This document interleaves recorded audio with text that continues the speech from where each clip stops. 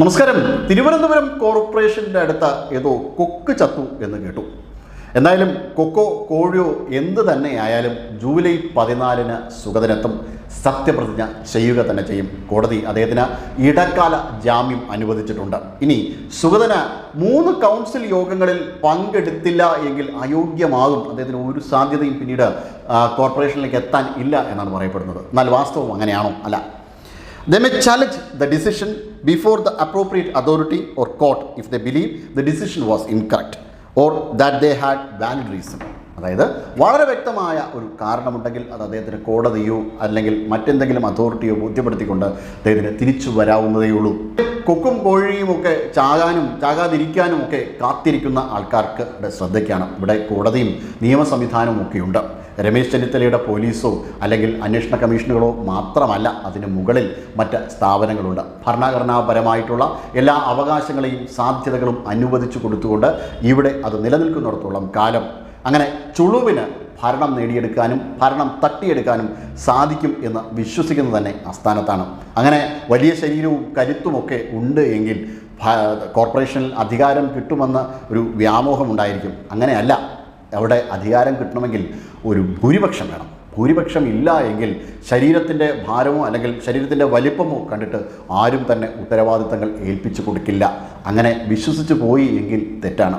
ഇനി ഇമോഷണലായിട്ട് കൊക്കോ കോഴിയോ ഒക്കെ ചത്താലേ അങ്ങനെയൊക്കെ ചെയ്യുള്ളൂ എന്നൊക്കെ, അല്ലെങ്കിൽ ഇവിടെ അദ്ദേഹത്തിനെ കയറ്റാൻ വേണ്ടിയിട്ട് കൊക്കും കോഴിയും ഒക്കെ ചാകണം എന്ന് പറഞ്ഞ് നടക്കുന്നതും വലിയ വ്യാമോഹവും മലർപ്പൊടിക്കാരൻ്റെ സ്വപ്നവുമാണ്, അല്ലാതെ മറ്റൊന്നുമല്ല. ചിന്തിക്കുമ്പോൾ ദൃഷ്ടാന്തമുണ്ട്, ചിന്തിക്കുന്നവർക്കേ ദൃഷ്ടാന്തമുണ്ടാകുകയുള്ളൂ.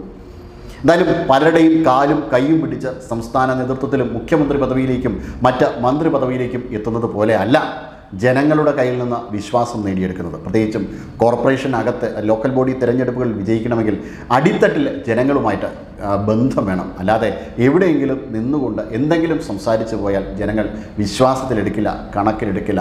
അത്തരത്തിലുള്ള ആൾക്കാരെ സൃഷ്ടിച്ചെടുക്കുവാനുള്ള കഴിവും ശേഷിയുമാണ് കോൺഗ്രസിന് തിരുവനന്തപുരം കോർപ്പറേഷനകത്ത് വേണ്ടത്. പക്ഷേ ദൗർഭാഗ്യവശാൽ നേതാക്കന്മാർ മാത്രമുള്ള പ്രസ്ഥാനത്തെ സംബന്ധിച്ചിടത്തോളം ഇതൊക്കെ അപ്രാപ്യമായ ഘടകമാണ്. അവർക്കൊക്കെ ഇനി കവലയിലോ മറ്റെവിടെയെങ്കിലും ഇരുന്നു കൊണ്ട് കൊക്കും കോഴിയും എന്നൊക്കെ പറഞ്ഞുകൊണ്ട് തങ്ങളുടെ ജീവിതം തള്ളി നീക്കാം. അല്ലെങ്കിൽ ഏതെങ്കിലും ഒരാളുടെ മണ്ടയിൽ ചൂടുവെള്ളം എടുത്ത് ഒഴിച്ചതിന് ശേഷം തങ്ങളല്ല മറ്റേ ചൂടുവെള്ളം ഒഴിച്ചതെന്ന് പറഞ്ഞ് എന്നൊക്കെ കള്ളത്തരം പറഞ്ഞുകൊണ്ട് നടക്കാം.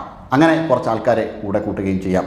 പിന്നെ കുറച്ച് സ്ത്രീകളെ വട്ടം നിർത്തിക്കൊണ്ട് ഒരു ആരെങ്കിലുമായി പോരാടാനുള്ള ശ്രമം നടത്താം. ഇതൊക്കെ പരമാവധി ചെയ്യാൻ പറ്റും. അല്ലാതെ അവിടേക്ക് ഭരണം നടത്തണമെങ്കിൽ വ്യക്തമായ ഭൂരിപക്ഷം വേണം. അതിന് എന്തുണ്ടായിട്ടും കാര്യമില്ല.